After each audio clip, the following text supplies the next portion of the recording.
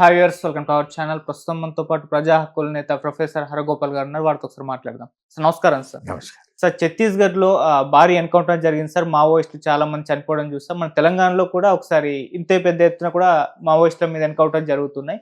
వరుసగా ఈ విధంగా మావోయిస్టుల మీద ఎన్కౌంటర్ జరగడం, అమిత్ షా గారు కూడా ఓపెన్ గా స్టేట్మెంట్ ఇచ్చేశారు. మావోయిస్టు ముక్త భారత్ ని మనం చూడబోతున్నాం 2026 కల్లా అని చెప్పారు. ఈ ఎన్కౌంటర్ల పైన మీ అభిప్రాయం ఏంటి సార్? అంటే పౌర హక్కుల సంఘము గత 50 ఏళ్లుగా ఈ ఎన్కౌంటర్స్ అనేవి ఏవైతున్నాయో ఇది చట్టానికి రాజ్యాంగానికి వ్యతిరేకం. ఎందుకంటే రాజ్యము ఏ పరిస్థితిలో కూడా ఒక మనిషి ప్రాణాన్ని చట్టానికి అతీతంగా తీసుకోవడానికి వీల్లేదు. ఒకవేళ ఎవరైనా ప్రాణం తీసుకున్నా అది చట్టబద్ధంగా తీసుకోవాల్సి ఉంటుంది, చట్టానికి లోబడి తీసుకోవాల్సి ఉంటుంది.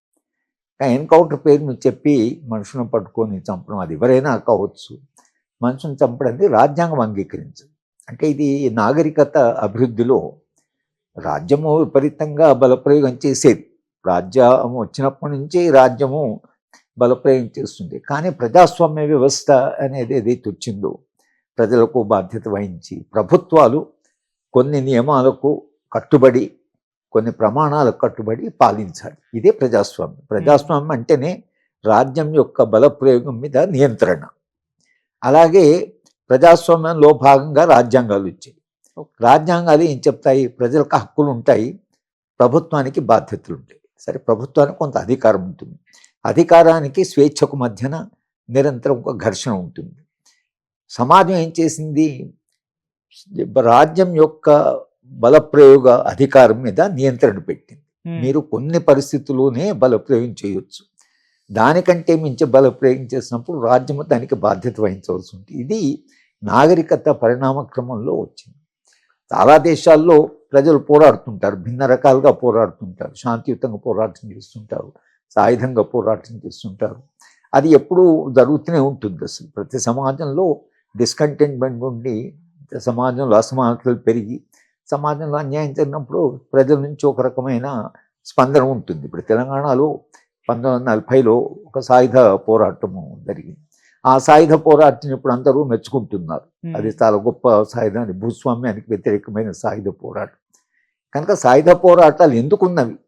పౌర హక్కుల సంఘం మేమేమన్నాం అంటే, అక్కడ ఇప్పుడు ఆదివాసీ ఏరియాల్లో, అది ఛత్తీస్గఢ్, జార్ఖండ్, సెంట్రల్ బీహార్, గడ్చిరోలి, ఒరిస్సా, ఇటు తెలంగాణ, అటు ఆంధ్ర, వెస్ట్ బెంగాల్, ఈ ఉద్యమం ఒక్కచోట లేదు. ఈ ఉద్యమం భిన్న ప్రాంతాల్లో భిన్న స్థాయిలో జరుగుతున్నది. మనం అంటున్న ఏంటంటే, ఆదివాసీల ప్రాంతాల్లో ఇంత అలజడి ఎందుకున్నది? ఆదివాసీ ప్రాంతాల్లోనే ఇలాంటి ఉద్యమాలు ఎందుకు జరుగుతున్నాయి?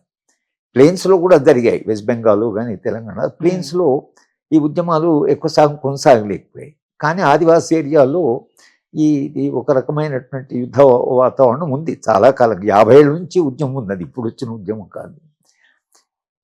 దీనికి మనము నిరంతరంగా ప్రభుత్వంతో వాదించడము, రాయడము, పౌర హక్కుల సంఘం ఏమీ కాదు, దేశవ్యాప్తంగా పౌర హక్కుల సంఘాలన్నీ కూడా రాజ్యాంగానికి కట్టుబడి మాత్రమే వాళ్ళు ఆయుధాన్ని ఉపయోగించాలి. కానీ ఆయుధాన్ని ఉపయోగించేప్పుడు ప్రమాణాలు లేకపోతే ఆ రాజ్యం చేసే బలప్రయోగం అక్కడ ఆగదు. అంటే మానవ చరిత్రలో రాజ్యాన్ని నియంత్రించకపోతే, రాజ్య అధికారాన్ని నియంత్రించకపోతే ఆ బలప్రయోగం అది ఎవరి దాకా రావచ్చు. సమాజంలో ఏ కారణం వల్ల అయితే ఏంటి, ఈ సాయుధ పోరాటం లేదా నక్సల్బరీ ఉద్యమానికి అంత అంగీకారం లేదు. విశాల సమాజంలో ఒక ఆర్మ్డ్ స్ట్రగుల్ ఏమిటనేది మధ్యతరగతి, బయట ఉండే మధ్యతరగతి కొంతవరకు ఈ ఉద్యమం పట్ల ప్రచారం వలన కానివ్వండి, విస్తృతమైనటువంటి మీడియా ఉపయోగం వలన కానివ్వండి, ప్రభుత్వం చేసే ప్రచారం వలన కానీ సమాజంలో ఈ ఉద్యమాలు ఏవైతున్నాయో ఇవి అంత ఒక ప్రజాస్వామ్య వ్యవస్థ, ఇది ప్రజాస్వామ్యం, ప్రభుత్వాన్ని ఓడగొట్టవచ్చు ఎన్నికల ద్వారా, దానికి అసలు ఇది ఆయుధాలు పట్టుకోవాలా అని ఒక చర్చ జరుగుతుంది. ఈ చర్చ ఎక్కడి దాకా పోయిందంటే, వాళ్ళని ఏం చేసినా పర్వాలేదు, ఓకే, ఇక ప్రమాణాలు, రాజ్యాంగం ఇచ్చిన హక్కులు ఏ చేసినా పర్వాలేదు అనే దగ్గరికి వచ్చేసింది. ఎప్పుడైతే ఇలాంటి అంగీకారం సమాజంలో వస్తుందో, లేదా ఒక రకమైన అభిప్రాయం ఏర్పడుతుంది, అప్పుడు మీకు ప్రమాదం ఏంటంటే, వాళ్ళు అందుకని వాళ్ళ భారతీయ జనతా పార్టీ వాళ్ళు అర్బన్ నక్సల్స్ అంటున్నారు. అంటే వాళ్ళ దగ్గర ఏం ఆయుధాలు లేవు, ఓకే. కానీ వాళ్ళు వాటి గురించి మాట్లాడుతున్నారు. ఆదివాసుల హక్కుల గురించి మాట్లాడుతున్నారు. ఆదివాసీ హక్కుల గురించి మాట్లాడితే మీరు అర్బన్ నక్సల్ అయిపోతారు. పోనీ అర్బన్ నక్సల్స్ అనే పౌర హక్కుల సంఘాలని బయట ప్రభుత్వంతో విభేదించేవాళ్ళని అన్నారు. చివరికి Congress party urban Naxal party అంటున్నారు. ఈ మధ్యన రాహుల్ గాంధీని మావోయిస్ట్ అని అన్నారు. అంటే ఇది మీరు అక్కడ ఉపయోగిస్తుంది ఏం చేస్తున్నారు, మీరు పౌర సమాజాన్ని తీసుకొచ్చి పౌర సమాజంలో మాట్లాడుతున్నందరూ నక్సల్స్ అంటున్నారు. ఎందుకు నక్సల్స్ అంటున్నారంటే నక్సల్స్ మీద ఎంత బలప్రయోగం చేసినా సమాజంలో ఒక రకంగా స్తబ్దతనండి, సమాజము ఇండిఫరెంట్ అనండి, లేదా సమాజంలో ఒక రకమైన ప్రజాభిప్రాయం ఒకటి ఉండొచ్చు. అందుకని ఏం చేస్తున్నారంటే వాళ్ళు తమతో అంగీకరించిన వాళ్ళను, తమతో విభేదించిన వాళ్ళని వాళ్ళు ఇది పౌర హక్కుల వాళ్ళు వీళ్ళ హక్కుల కొరకు పోరాటం చేసి రాజ్యానికి ఇబ్బంది అట్లాడడం లేదు. ఇంతకాలంగా వీళ్ళు సానుభూతి పడలేదు, ఇప్పుడు నక్సల్స్ అని అంటున్నారు. ఈ ప్రమాదం సమాజానికి ఉంది. అంటే రాజ్యం ఇప్పుడు హిట్లర్ అనేవాడు రావడం ఏదైతుందో వాడు ఉపయోగించే బలప్రయోగాన్ని ఒక్క స్థాయిలో అంగీకరించిన తర్వాత అది ఏ దశకు చేరుకుందంటే జనమంతా ఎంత ఇదైనా కూడా, ఎంత వైలెన్స్ ఉపయోగించినా కూడా మాట్లాడని దశకు చేరిపోయింది.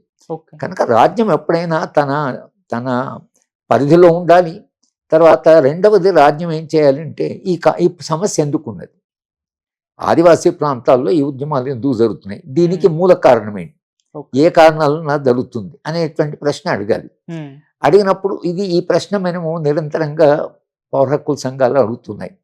దానికి స్పందనగా మనకు ఎస్సీ ఎస్టీ అట్రాసిటీస్ యాక్ట్ ఉంది, పీసా వచ్చింది, 170 వచ్చింది, ఫారెస్ట్ రైట్స్ యాక్ట్ వచ్చినాయి. ఈ చట్టాలన్నీ దేశానికి స్వాతంత్రం వచ్చిన తర్వాత చట్టాలు. ఈ చట్టాలన్నీ కూడా ఎందుకు వచ్చాయనంటే ఆదివాసుల హక్కులను అంగీకరిస్తూ, ఆదివాసులకు స్వయం పరిపాలన హక్కు ఉంటుందని అంగీకరిస్తూ చట్టాలు వచ్చాయి. ఆ చట్టం ఈ రాకముందు భారత రాజ్యాంగం స్వాతంత్రోద్యమ కాలంలో కూడా ఆదివాసీలు పోరాటాలు చేశారు. సమాంతరంగా ప్రధాన స్రోతంలో గాంధీ గారు ఉద్యమం జరుగుతుంటే ఆదివాసీలు పోరాటాలు చేస్తున్నారు. బిర్సా ముండా కానీ, సీతారామరాజు కానీ, కొమరం, వీళ్ళంతా స్వాతంత్రం కంటే ముందు పోరాటాలు చేసిన వాళ్ళు. ఈ పోరాటాల వలన భారత రాజ్యాంగంలో షెడ్యూల్ 5 వచ్చింది. షెడ్యూల్ 5 ఏమంటుంది, రాజ్యాంగంలో ఆదివాసీ ప్రాంతాల్లో రాజ్యం పోవాలంటే ఆదివాసీల సమ్మతి ఉండాలి. ఒకవేళ మనకు అక్కడ ఉండేటువంటి ఖనిజాలు కావాలి, ఆ ఖనిజాలు దేశానికి అవసరం అని అనుకుంటే అక్కడ ఆదివాసీలతో చర్చించి గ్రామ సభలు పెట్టి వాళ్ళతో చర్చించిన తర్వాత వాళ్ళ సమ్మతి తర్వాతనే మనం పోవాలన్నారు. ఇది ఆచరణలో ఉన్నప్పుడు వేదాంత కంపెనీ ఒరిస్సాలో అది ఖనిజాలు తెరిపోతున్నప్పుడు 12 గ్రామాలు, ట్రైబల్ గ్రామాలు వేదాంత రావడానికి వీలు లేదంటే వేదాంతం వెనక్కి వెళ్ళిపోయింది.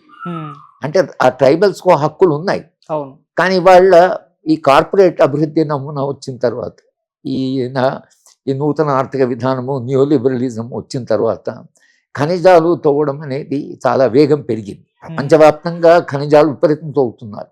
ఒకవైపు పర్యావరణాన్ని గురించి మాట్లాడుతున్నారు, పర్యావరణాన్ని రక్షించాలని అంటున్నారు, టెంపరేచర్ పెరిగిపోతుంది అంటున్నారు, గ్లేషియర్స్ కరిగిపోతున్నాయి అంటున్నారు, రేపు టెంపరేచర్ పెరిగితే మనం జీవించడమే చాలా కష్టం అంటున్నారు. ఈ చర్చ నడుస్తున్నది, అంతర్జాతీయంగా నడుస్తున్నాయి. కాబట్టి టెంపరేచర్ తగ్గించాలి అన్నప్పుడు ఈ ఖనిజాలను తవ్వడము, తర్వాత ఈ ఖనిజాలు ఏదైతుందో దీన్ని చాలా జాగ్రత్తగా, దానికి చాలా జాగ్రత్తలు తీసుకొని మనం కొంత ఖనిజాలు తీసుకోగలం.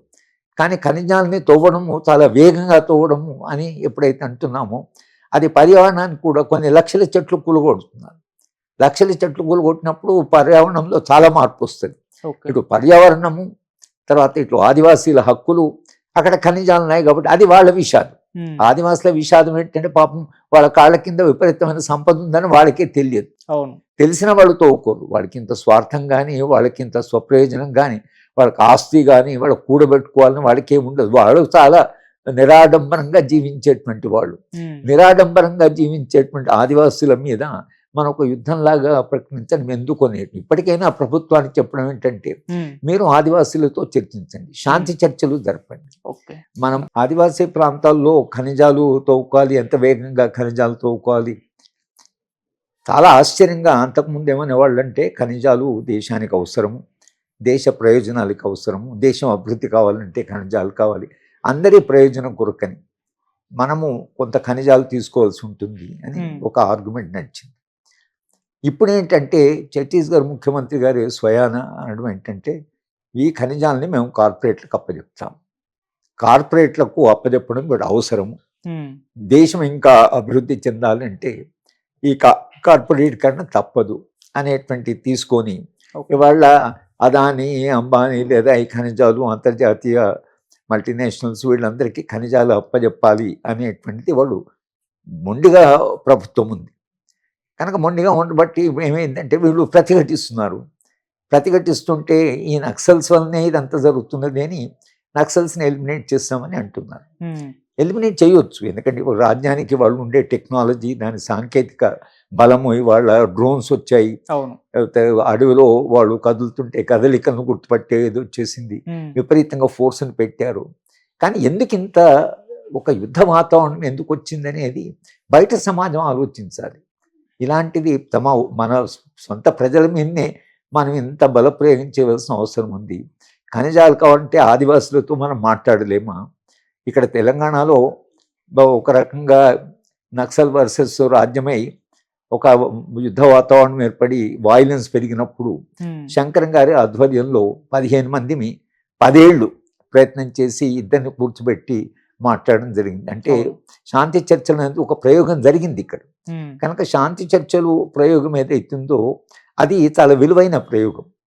అంటే ఒకవేళ ఆదివాసీలు లేదా ఆదివాసీలకు మద్దతు ఇస్తున్నటువంటి ఇటువంటి వాళ్ళు రాజ్యానికి మధ్యన ఒక యుద్ధ వాతావరణం ఏర్పడినప్పుడు సమాజం దాని గురించి పట్టించుకొని ఎట్లా ఈ మొత్తము ఈ వాతావరణాన్ని మార్చి శాంతియుత వాతావరణంగా మార్చాలి అనేది అది సమాజ బాధ్యత. సమాజంలో పౌర సమాజంలో నిజంగా కాస్త ప్రజాస్వామ్యవాదులు, మానవతావాదులు, తర్వాత ఈ దేశ అభివృద్ధిని కాంక్షించేవాళ్ళు, శాంతిని ప్రేమించేవాళ్ళు, వాళ్ళందరూ కూడా ఒక ప్రయత్నం చేసి ఇప్పుడు అందుకనే మనం వాళ్ళ కేంద్ర ప్రభుత్వాన్ని కానీ లేకపోతే అక్కడ ఛత్తీస్గఢ్ ప్రభుత్వాన్ని కూడా మనము చేసే అప్పీల్ ఏంటంటే మీరు శాంతి చర్చల ద్వారా వచ్చి అక్కడ కూర్చొని మీరు మాట్లాడి వాళ్ళు ఏం కావాలంటున్నారో మీరు అడగండి. ఎందుకంటే ఇది ఒక ఉద్యమంగా మీరు భావించి ట్రైబల్స్తో కూర్చొని మీరు మాట్లాడి ఏదైనా వేరే మార్గం, ఇంత హింస లేకుండా ఈ ఉద్యమాలని లేదా ట్రైబల్స్ ఒక వాళ్ళకుండా అండర్స్ట్ ఏదో మనం దాన్ని ఏమన్నా చేయగలమా, దానికి ఏమన్నా నియంత్రించగలమా అనే మార్గాన్ని వెతకవలసి ఉంటుంది. కానీ ఇంత ప్రాణ నష్టం ఏదైతుందో ప్రతి ప్రాణం విలువైంది, ఇటైనా అటైనా. ఇప్పుడు సెక్యూరిటీ ఫోర్సెస్ కూడా కొందరు చనిపోతున్నారు, ఇద్దరి ప్రాణాలు విలువైనవే కదా. ఇంత ప్రాణ నష్టం అవసరమా? ఈ ప్రాణ నష్టాన్ని నివారించలేమా అనేటువంటి వాళ్ళు మన ముందు ఉండేటువంటి సవాల్. కేంద్రానికి పౌర హక్కుల సంఘంగా మేము చేస్తున్న విజ్ఞప్తి ఏమిటంటే, లేదా మా నక్సల్స్ కూడా మనం చేస్తున్న ఏమిటంటే, మొత్తంగా తెలంగాణలో జరిగినట్టుగానే ఒక శాంతి చర్చలో మార్గాన్ని మీరు ఓపెన్ చేయండి. వేరే ప్రభుత్వం మీతో మాట్లాడంటే మీరు ప్రభుత్వంతో మాట్లాడండి. శాంతి చర్చల ద్వారా బస్తర్లో శాంతి కొరకు ప్రయత్నం చేయాలి అనేది ఇప్పటి చారిత్రక అవసరం. ఇది ఎందుకు మేము అంటున్నామంటే, రాజ్యము ఇంత బలప్రయోగం చేస్తే, ఇంత బలప్రయోగాన్ని మనం అనుమతిస్తే రాజ్య స్వభావంలోనే అది ఇక్కడ ఆగదు. అది విస్తృత సమాజానికి వస్తుంది. ఇది చరిత్రలో చాలా సంఘటనలు ఉన్నాయి. కనుక దాన్ని మనం నివారించాలంటే మన హక్కులని, మన ప్రజాస్వామ్యాన్ని, రాజ్యాంగాన్ని, రాజ్యాంగ ప్రమాణాలని, రాజ్యాంగ విలువల్ని కాపాడుకోవాలంటే ఇలాంటి ఉద్యమాల విషయంలో రాజ్యాంగ ప్రమాణాలని మనం అక్కడ వాటిని గౌరవించి ఒకవేళ దీన్ని మనం నివారించగలిగితే దేశ ప్రజాస్వామ్యానికి ఒక భవిష్యత్తు ఉంటుంది. మరింత నాగరిక సమాజంగా మారుతాం. బలప్రయోగం అనేది ఎప్పుడైనా అది సమాజానికి మంచిది కాదు, దానికి మానవతా విలువలు ఉండవు ఎప్పుడైనా బలప్రయోగానికి. కనుక బలప్రయోగం తగ్గించడం ఎట్లా ఇవాళ మన ముందు ఉండేటువంటి ప్రశ్న అది. మేము కూడా శాంతి చర్చలో పాల్గొన్నాం కాబట్టి ఏదో ఒక మార్గం ద్వారా ఇది మొత్తంగా యుద్ధ వాతావరణాన్ని నివారించడం అవసరం. కానీ ప్రభుత్వం ఏమో మొండిగా ఇక ఎలాగో వీళ్ళు అడ్డం వస్తున్నారు కాబట్టి కానీ వాళ్ళు ఎలిమినేట్ చేస్తామంటే సరే ఇది తీసేయవచ్చు అనుకోండి. తర్వాత ట్రైబల్స్ ఊరుకోరు కదా, ఎందుకంటే ట్రైబల్స్ ఇప్పుడు ప్రభుత్వంతో పోరాటం కాదు, ఇది 200 ఏళ్ళ నుంచి పోరాటం చేస్తున్నారు. ఈస్ట్ ఇండియా కంపెనీ వాళ్ళు రైల్వేస్ పెట్టినప్పుడు దేశంలో ఆ కోచెస్ కొరకనే కలప కావాల్సి వచ్చింది. వాళ్ళు అప్పుడు అడవిలోకి ఎంటర్ అయ్యారు. వాళ్ళు అడవిలోకి ప్రవేశిస్తున్న ఆదివాసులపై మీరెవరు, ఇంతవరకు అడవి మాది, మా బతుకు మీరెవరు, అక్కడి నుంచి పోరాటాలు మొదలయ్యాయి. నిరంతరంగా పోరాటాలు జరిగాయి. అక్కడ నుంచి కొన్ని ఆదివాసులకు స్పెషల్ హక్కులు వచ్చాయి. స్వయం పాలన అనేటువంటిది మనము దాన్ని హక్కుగా గౌరవించాం. ఆ వారసత్వం ఏదో ఆ లీగసీ ఏదైతుందో దాన్ని ఇప్పుడు కొనసాగించవలసినటువంటి అవసరం ఉంది. ఓకే.